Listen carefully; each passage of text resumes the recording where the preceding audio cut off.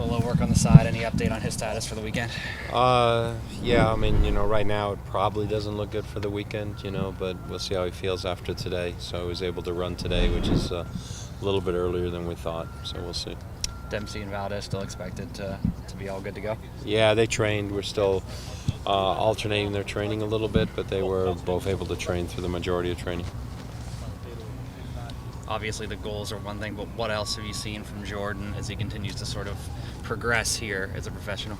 Just confidence. The guys have a better idea of what he's going to do and where he's going to go without the ball, and he has a better idea of now, making those runs as well.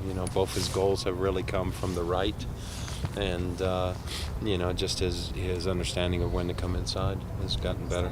Do you think this last performance was his strongest one? It certainly seemed like he was the most consistently dangerous than he had been in other games.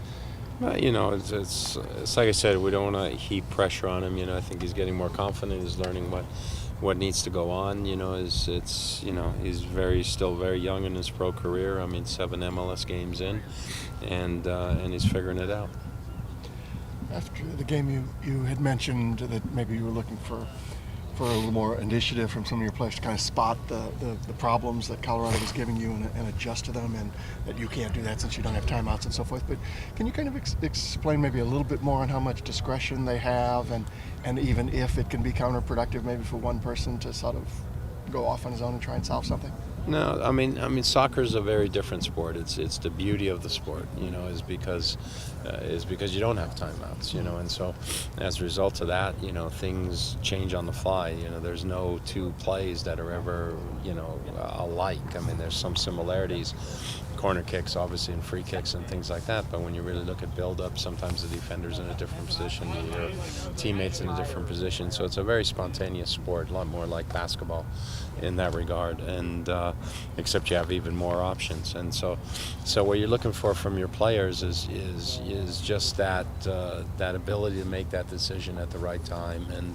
And I thought against Colorado, we have that capability, but sometimes very rarely, but you go out there and you play, and it's like you seem overwhelmed for a second and you don't make decisions, and one decision creates a reaction. So if I'm the one who's if there's two things available on a table and I grab one, you're going to grab the other.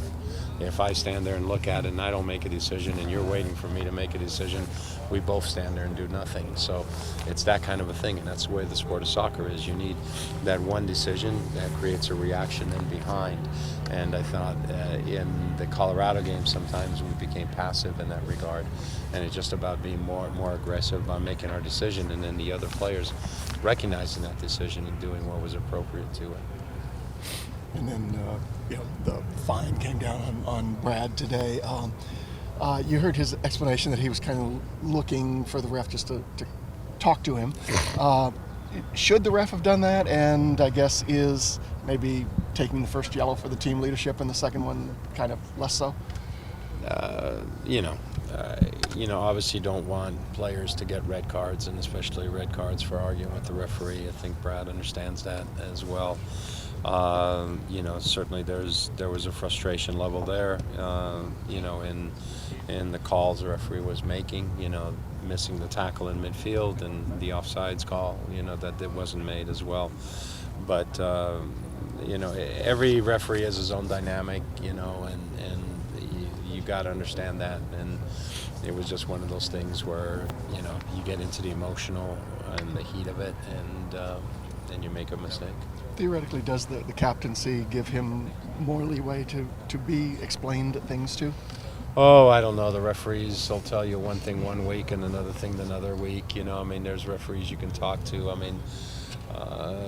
Jimmy Traore told me the language that Brad uses, the language that guys like Gerrard and Carragher and these guys talk to referees all the time in England, and nothing ever happens. So, it's a little bit cultural as well, and that's not what we want to have in our game here in the States.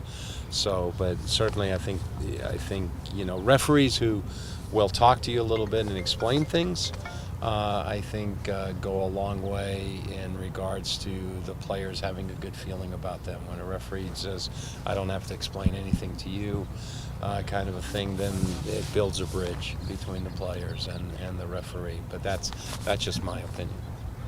In regards to being more aggressive, is that do you think that something has to be done as a team, or is there any specific players that need to maybe do a little bit more?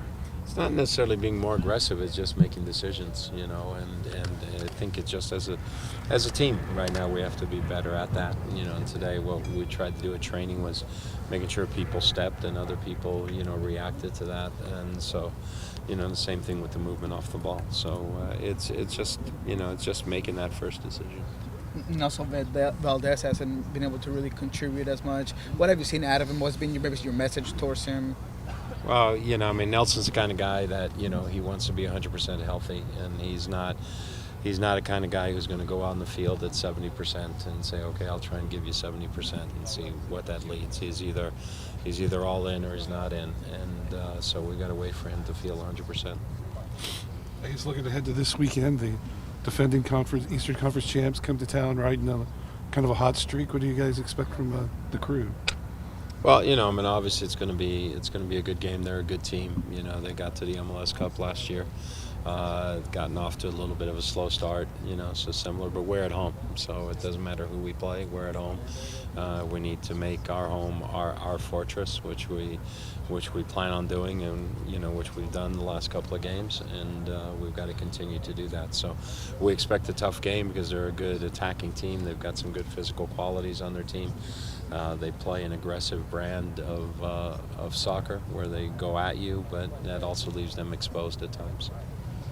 We are told that Osvaldo's throwing out the first pitch for the Mariners the other day. Have you ever done that, either with the Mariners or the Columbus Clippers or UCLA or anywhere? No, I threw out the first pitch at a Mariners game. It was prior to a Yankees game, in fact, yeah. So I got it. I don't know if it was a strike. I got it over the plate, which was the main thing. Yeah. My baseball career was probably not nearly as good as Ozzy's. So the last pitch I ever threw was under 12 Little League, and a guy hit a walk-off home run in the 7th inning, and I came on the relief pitcher as All-Stars. That was the end of that career. All right, thanks, Coach. Thank you, Coach. I thought it was a forkball.